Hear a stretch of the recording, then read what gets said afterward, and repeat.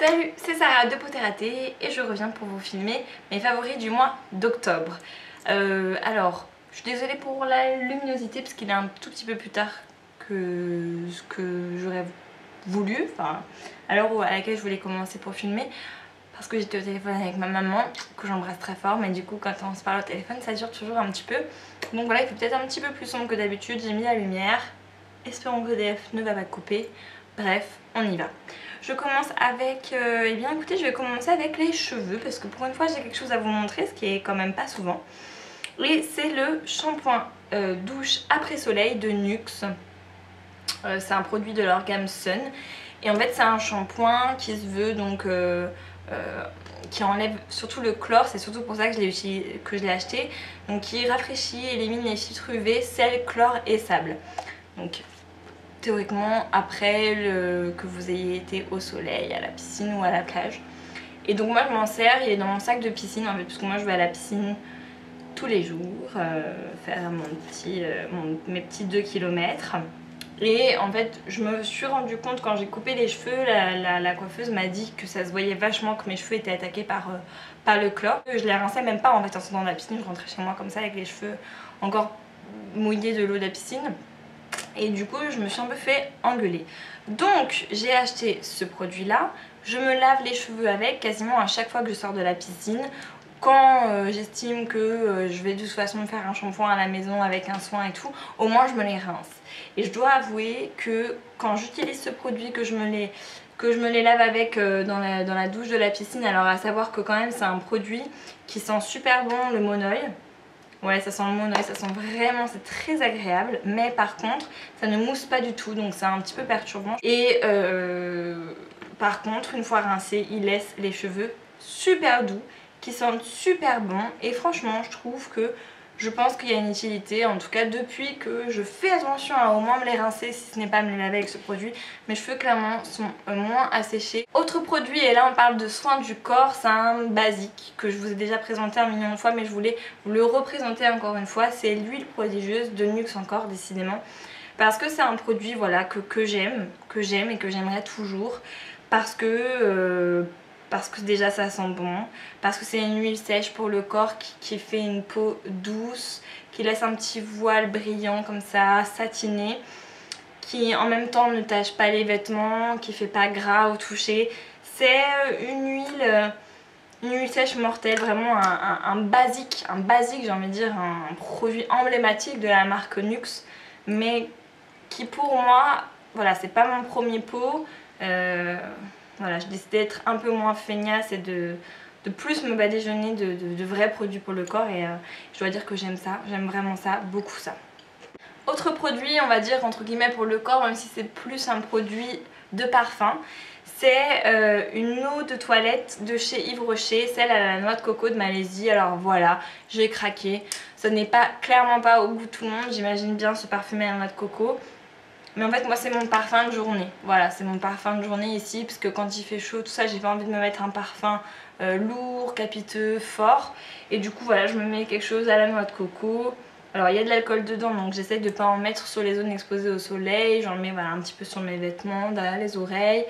Et je trouve que voilà, c'est cool, ça sent bon, c'est frais. Je les mets aussi pour aller au travail, parce que ça fait, voilà, ça fait fraîcheur, mais... Et puis c'est pas cher et voilà, donc super bon produit, je suis super contente de l'avoir acheté. J'aimerais bien trouver, si vous pouvez me guider peut-être sur des eaux de toilette mais vraiment sans alcool, qui sont complètement compatibles avec le soleil, des brumes quoi, mais qui sont pas chez Victoria's Secret et tout. J'ai l'impression que c'est quand même un petit peu difficile à trouver, donc si vous connaissez des petits trucs qui font ça, bah je suis preneuse, voilà. Ok. Ensuite on passe au maquillage le plus rigolo, le plus fun, le plus cool. Eh bien, il y a eu de la nouveauté ce mois-ci en maquillage. Poteraté a un peu craqué son slip et a acheté une palette chez MAC. C'est des petites palettes de 9 fards à paupières qu'ils ont sorti. Ils ont sorti sous plusieurs teintes. Alors je ne veux même pas parler du fait que j'étais à 2 doigts d'acheter leur palette de 15 préfaites là. Il y en a une qui est...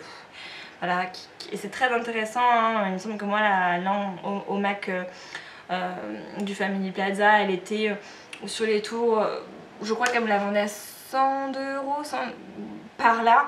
Donc c'est très avantageux hein, compte tenu du fait qu'il y ait 15 fards dedans. Clairement c'est... voilà. Mais je me suis dit, ah tu es ridicule si tu achètes ça. Donc je me suis reportée sur les petites palettes de 9 fards. Où vous avez 9 fards voilà, connus dans la gamme permanente, très réputés chez MAC. Mais un peu plus petits. Et voilà, le tout pour, je crois que c'était 40 €. Ou peut-être un peu moins, 38, je ne sais plus à vrai dire. Et donc il y a plusieurs teintes, il y a les tons dorés, les tons bleus, les tons là. Et moi j'ai pris dans les tons un peu burgundy, qui s'appelle Burgundy Times 9.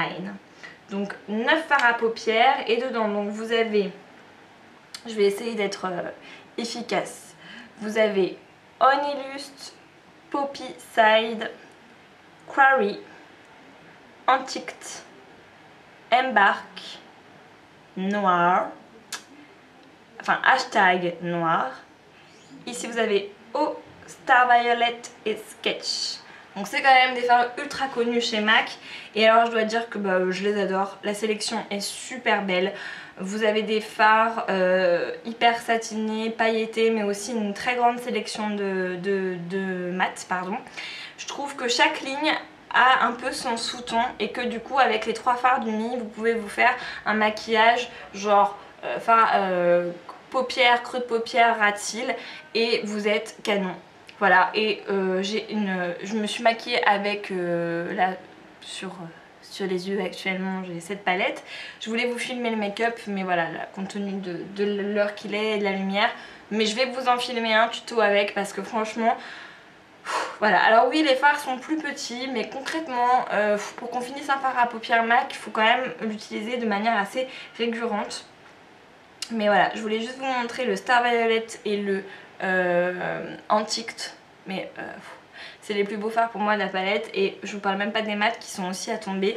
Bon, les mats forcément tout de suite ça fait un peu moins rêver, mais vraiment magnifique cette palette. Allez jeter un coup d'œil parce que pour le coup je trouve qu'elles sont trop bien et elles sont petites et voilà, vraiment MAC pour le coup là, trop bonne idée. Trop bonne idée. Ensuite je vais ressortir un peu un basique parce que ça fait partie des choses que j'ai depuis longtemps, qu'on a plus ou moins tous, mais là ce mois-ci je l'ai vraiment beaucoup apprécié ce produit. C'est un crayon de la marque Rimmel, Cher. Voilà, un crayon qui s'appelle, je crois que c'est Scandalize. Donc c'est des crayons colle hein, et beige ou Cher que vous mettez sur la paupière mobile, et enfin n'importe quoi, sur la waterline quoi, et ça vous agrandit le regard. Voilà, donc là chaque fois que je me maquille je mets ça. Ça y est, je suis complètement retombée dedans. Je trouve que ça enlève toute la rougeur de l'œil, le côté fatigué de l'œil, ça tout de suite éclaire le regard, c'est génial. Vraiment, il était là et je l'avais oublié. Je le re-aime à nouveau. Et ensuite on passe aux lèvres, et aux lèvres j'ai un petit combo à vous montrer. Alors en fait à la base quand j'étais allée chez MAC, je vous cache pas que j'étais allée pour un rouge à lèvres. Et donc c'était le Brave, donc de MAC, comme son nom l'indique. Voilà, j'avais craqué sur le Brave à force d'en entendre parler énormément et de le voir porté par énormément de nanas. Je le trouve beau et il ne ressemblait à aucun rouge à lèvres que j'avais, parce que qu'on se le dise il est quand même assez nude dans les tons rosés. Donc j'arrive comme ça et je dis à la vendeuse que je veux Brave. Et elle me dit, vous voulez le contour qui va avec? Et là, je me suis dit bah non, c'est normal. Et puis en fait je me suis dit oh bah si, je vais prendre le contour qui va avec, tout simplement parce que quelques jours avant je m'étais fait la réflexion que beaucoup maintenant le contour, enfin les crayons à lèvres revenaient en force, et même les nanas les portent des fois tout seul et que ça fait hyper joli. Je pense à dire Caroline, je pense à plein de nanas que je vois sur internet qui sont à fond sur les crayons à lèvres, même plus que les rouges à lèvres. Je me suis dit oh bah tiens oui, donne-moi le contour à lèvres qui va avec. Donc elle m'a donné le Nice and Spicy, qui est donc de la gamme Pro Longwear chez MAC. Alors ils sont sensiblement la même teinte, je dirais que le crayon à lèvres est un peu plus marronné que le rouge à lèvres qui est plus rosé. En fait j'aime les deux et je trouve que le combo est magnifique hein, évidemment, mais j'aime aussi les deux portés séparément. Donc voilà, là vous avez le crayon à lèvres, puis vous voyez quand même beaucoup plus marronné, beige marronné. et le rouge à lèvres qui est beaucoup plus rose mauve. Voilà, c'est assez discret, hein. Et donc là sur les lèvres, vous voyez, j'ai juste le crayon à lèvres, là j'ai Nice and Spicy et c'est tout. Donc c'est génial, hein, ça fait des super jolies lèvres, super bien dessinées, avec un peu complètement mat, et ça ne se ressent pas du tout sur les lèvres, donc c'est fort agréable et ça dure super bien. Et donc par dessus, tout moi j'ai fait ça. Et là vous avez voilà, moi j'adore ce petit combo, je suis méga fan. Et voilà, les deux séparément, les deux ensemble, les deux tout. Voilà, je regrette pas du tout d'avoir acheté ce crayon à lèvres. C'était superflu, mais ça m'a fait du bien. Et voilà. Ensuite on passe aux favoris random entre guillemets, parce que là j'ai quelques trucs dont je voulais vous parler qui sont cool. Déjà c'est un livre. Alors le livre c'est Les Apparences de Gillian Flynn. Gillian Flynn, je sais pas trop comment on dit.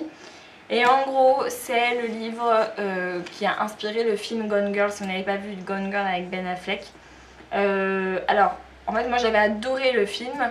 Et quand j'ai pris le livre, je me disais qu'il voilà, il allait avoir forcément des trucs en plus dans le livre et que le livre serait mieux. Le livre est mieux évidemment, mais le film est plus que fidèle au livre. Donc si vous avez vu le film, ça vaut peut-être pas le coup de lire le livre. Par contre, si vous n'avez pas vu le film et que ça vous tente, je vous conseille vraiment de lire le livre. C'est une histoire policière sur une femme qui disparaît. Et qui disparaît brutalement du jour au lendemain et qui en gros, voilà, chez elle il y a une scène de crime avec du sang, enfin voilà. Tout laisse à croire que c'est le mari qui l'a tué, quoi. Et donc c'est super, c'est super bien. Voilà, je conseille plus et de lire le livre et de voir le film, les deux sont géniaux. Et Ben Affleck est super beau dans ce truc. L'actrice, je sais plus quel est son nom, mais elle est géniale aussi. Enfin ouais, voilà, c'est vraiment une tuerie et on comprend peut-être un peu mieux la fin qui est un petit peu folle quoi, la fin qui est un peu extrême. On la comprend peut-être un petit peu plus dans le livre, mais c'est tout. Donc voilà, vraiment je conseille à mort de vous pencher sur cette histoire globalement. Ensuite je voulais vous parler d'un film que j'ai vu au cinéma et qui s'appelle La Vie Pure.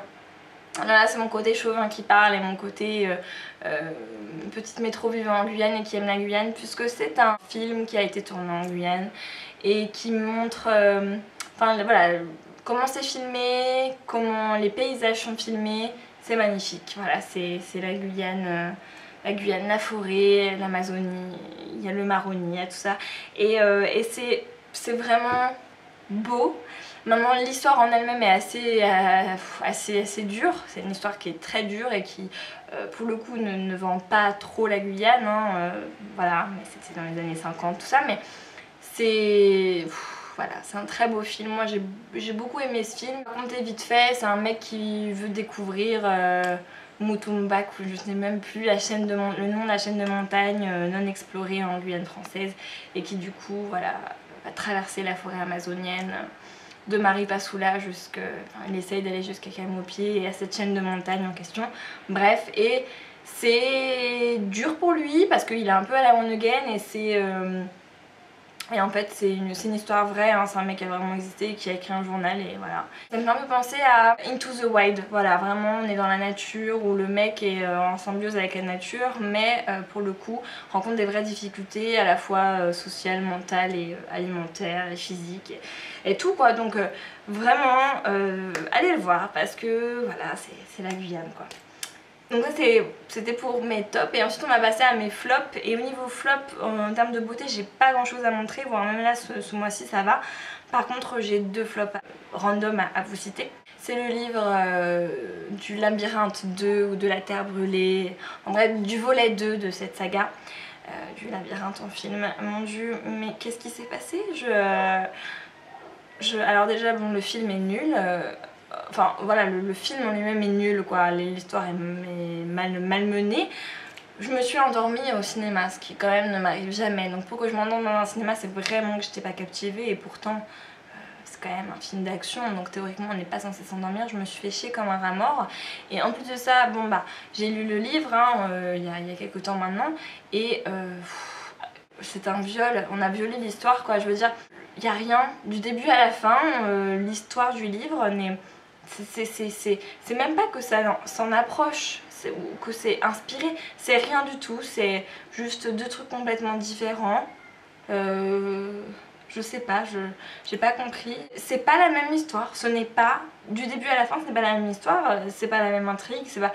Je me suis même demandé si j'avais lu le bon livre ou si je pensais au bon livre, du coup j'ai relu, après le film, j'ai relu le livre en me disant que j'ai dû me tromper, mais non, c'est bien ça, c'est bien une autre histoire, voilà. Comment l'auteur a pu être d'accord avec ça, je ne sais pas, mais voilà. Quel échec, j'irai pas voir le tome 3, enfin le volet numéro 3 au ciné, ça c'est sûr. Gros échec, quoi. C'était nul à chier. Et sur ce, je vais vous faire plein de gros bisous, et je vous dis à la prochaine, salut!